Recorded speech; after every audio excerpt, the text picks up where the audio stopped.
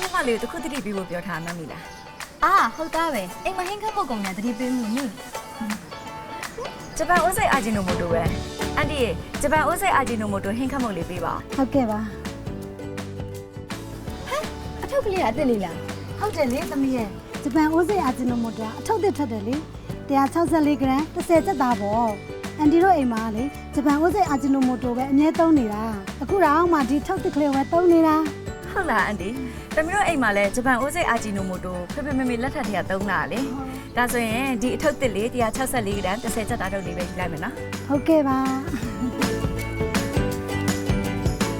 ဂျပန်အိုးတစ်စိတ်အာဂျီနိုမိုတိုရဲ့အထုပ်တစ်164ဂရမ်30ချက်သားထုတ်